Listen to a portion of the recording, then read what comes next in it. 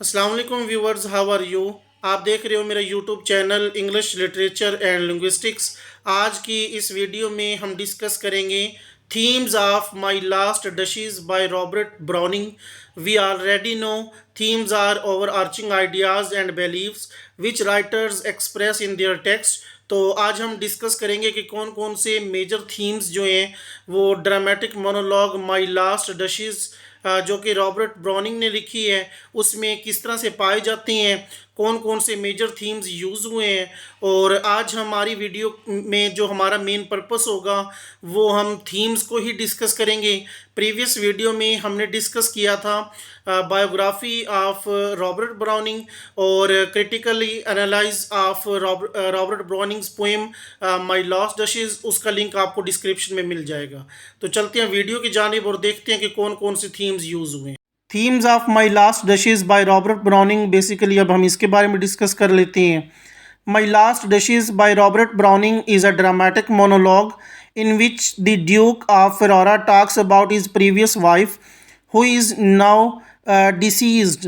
तो माई लास्ट डशेस जो Robert Browning की एक पोइम है, ड्रामेटिक मोनोलॉग है, उसमें ड्यूक ऑफ फरारा जो है वो अपनी प्रीवियस वाइफ के बारे में डिस्कस करते हैं।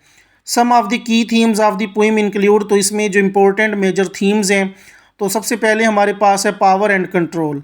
The Duke is obsessed with controlling everything around him including his wife.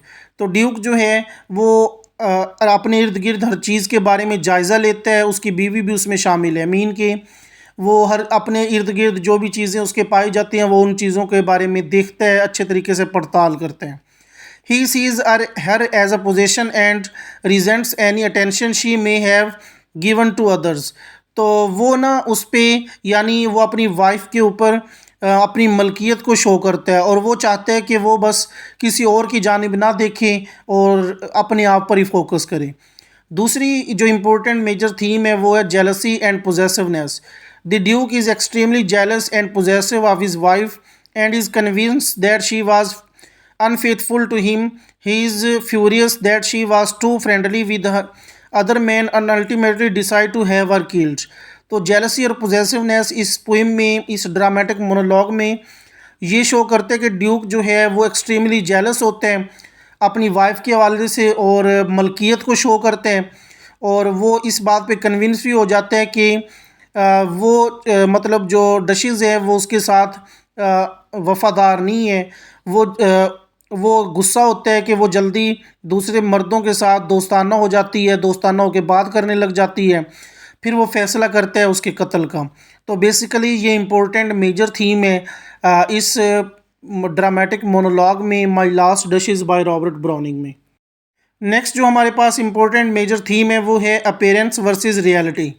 The duke present himself as a sophisticated and cultured man, but his true nature is revealed through his words and actions.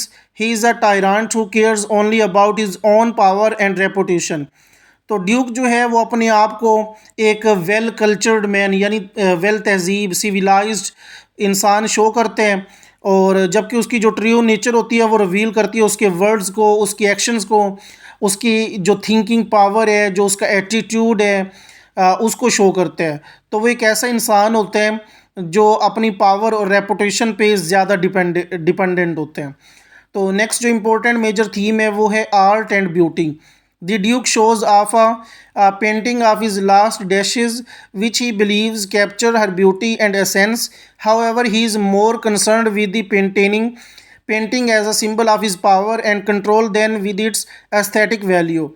तो duke जो है वो last dashes की एक painting को show करते हैं जहाँ पे वो बिलीव करते हैं कि जो ब्यूटी और ख़ूबसूरती है और जो इसमें आर्ट दिखाया गया है तो ताहम वो एक सिंबल को दिखाता है कि वो जो उसका पावर होती है और जो वो कंट्रोल रखता है डशेस पे। तो ये थी हमारे पास important major theme my last duchess by Robert Browning की।